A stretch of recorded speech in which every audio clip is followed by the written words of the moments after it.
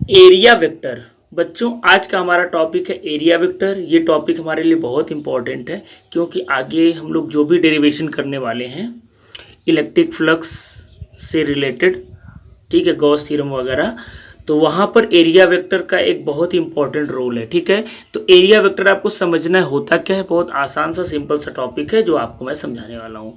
तो चलिए वीडियो को करते हैं स्टार्ट। मेरा नाम है मनोज पांडे और आप अपने इस खूबसूरत और प्यारे से चैनल MS कोचिंग इंस्टीट्यूट के साथ। देखिए, जैसा कि वर्ड से समझ में आपको आ रहा होगा, एरिया का मतलब आपको समझते ही हैं। एरिया क्या होता है भाई, आप सुने हो ना, सरफेस एरिया। जैसे कोई 2D शेप है, स्क्वायर है तो साइड इंटू साइड एरिया होता है, रेक्टेंगल है तो लेंथ इंटू ब्रेथ होता है। तो एरिया तो आप समझते हैं। और वेक्टर क्या होता है ये भी आप जानते हो भाई, जिसमें मैग्नीट्यूड और डायरेक्शन दोनों होता है, ऐसी क्वांटिटी को वेक्टर बोलते हैं।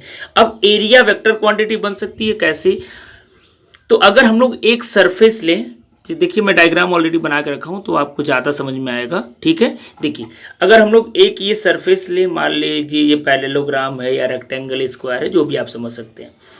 अगर एक सरफेस के परपेंडिकुलर हम लोग लाइन ड्रॉ करें और यहाँ पर एक हम लोग थोड़ा सा एरिया, जैसे ये पूरा एरिया समझ लीजिए S है, तो इसमें हम लोग थोड़ा सा एरिया एलिमेंट यानी इसमें से थोड़ा सा कटिंग कर लें और वो मान लेते हैं वो जो कटिंग वाला एरिया है उसका एरिया डेल्टा S है, छोटा सा एरिया है। और उस एरिया के ऊपर अगर हम लोग एक परपेंडिकुलर ड्रॉ करें, समझ में आ रहा है बच्चों, तो परपेंडिकुलर ड्रॉ करें तो इस परपेंडिकुलर में अगर हम लोग एक यूनिट वेक्टर लें, यूनिट वेक्टर का यहाँ पर मैग्नीट्यूड हमने n कैप लिया है, और इस एरिया वेक्टर, इस एरिया के साथ अगर इसका हम लोग मल्टीप्लाई कर दें इस यूनिट वेक्टर का, तो ये आपको क्या बन जाएगा, delta S into N cap. और इसी को हम लोग क्या बोलते हैं, एरिया वेक्टर बोलते हैं। दैट मीन्स एरिया वेक्टर क्या हो गया, सिंपल वर्ड में अगर हम लोग बात करें तो एरिया वेक्टर अगर हम लोग किसी सरफेस पे एक सरफेस का छोटा सा एलिमेंट, सरफेस एलिमेंट ds ले लें और उसके ऊपर परपेंडिकुलर ड्रॉ करें, और वो परपेंडिकुलर जो होगा वो एरिया वेक्टर के डायरेक्शन को शो करता है। तो इस बात को देखिए मैं डिटेल में लिख दिया हूं ताकि आपको समझने में आसानी हो। देखिए मैं क्या लिखा हुआ हूं, the vector associated with every area element of a closed surface is taken to be in the direction of outward normal। मतलब अगर हमारे पास एक कोई क्लोज सरफेस हो, सरफेस क्लोज होना चाहिए, मतलब कहीं से बीच में गैपिंग नहीं होना चाहिए, तो इस क्लोज सरफेस पे एक छोटा सा अगर हम लोग एरिया ले लें और उस पर परपेंडिकुलर ड्रॉ करें तो वही क्या करता है, आपका एरिया वेक्टर को शो करता है और एरिया वेक्टर के डायरेक्शन को भी वो शो करता है। Thus the area element vector delta S at a point on a close surface is equal to delta S into N cap. तो अगर इसी एरिया एलिमेंट में हम लोग वेक्टर का मल्टीप्लाई कर दें तो इसी को हम लोग एरिया वेक्टर बोलते हैं। Where delta S is the magnitude of area element, हमने ये जो छोटा सा एरिया लिया था इसका मैग्नीट्यूड है, और n क्या है, and n cap is a unit vector in the direction of outward normal at that point.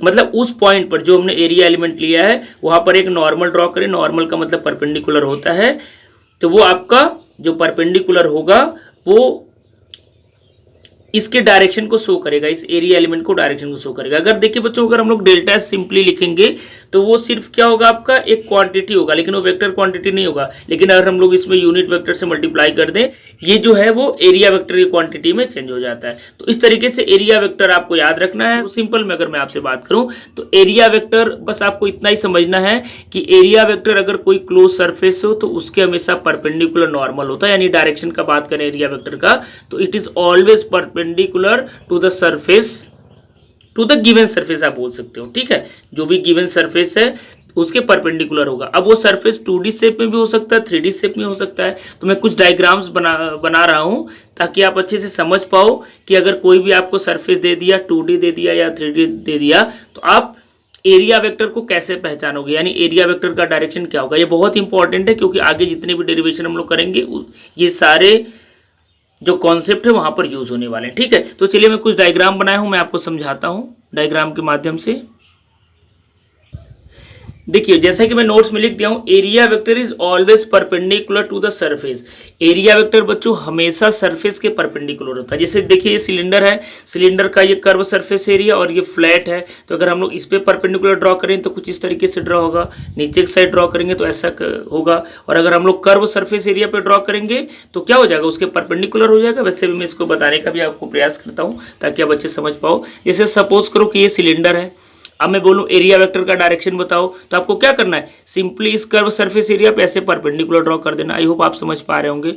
अगर इस फेस का बात करूं तो ऐसे परपेंडिकुलर हो जाएगा ऐसे, और अगर हम लोग इस फेस का बात करें तो ऐसे परपेंडिकुलर हो जाएगा। तो इस तरीके से सिलेंडर का एरिया वेक्टर ऐसे आप समझ सकते हो। जैसे कोई अगर हमारे पास क्यूब है या क्यूबॉइड है, तो आपको पता है इसमें 6 फेजेस होते हैं, तो 6 फेजेस पर सिंपली आप क्या कर दो, परपेंडिकुलर ड्रॉ कर दो। तो देखिए मैं कुछ डायरेक्शंस को शो किया हूँ। तो इस तरीके से 3D शेप में अगर क्यूब और क्यूबॉइड है तो आप एरिया वेक्टर को डायरेक्शन को ऐसे समझ सकते हो। अगर सपोज करो हमारे पास स्फीयर है, तो स्फीयर भाई तो एक ही उसमें सरफेस होता है, उसमें ऐसा तो नहीं होता कि कर्व सरफेस है या फ्लैट सरफेस है।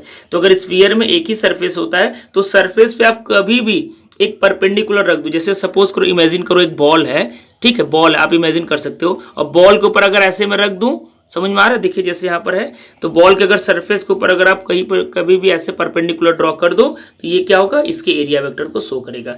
इस तरीके से डिफरेंट और शेप्स हो सकते हैं, तो एरिया वेक्टर आप समझ सकते हो। तो आपको बस इतना ही समझता है कि area vector is always perpendicular to the surface of the given body, यानी कोई भी अगर आपके पास शेप्स दिया हो तो उसका एरिया वेक्टर हमेशा उस सरफेस के परपेंडिकुलर होगा। दैट्स ऑल, बस इतना ही आपको समझना है।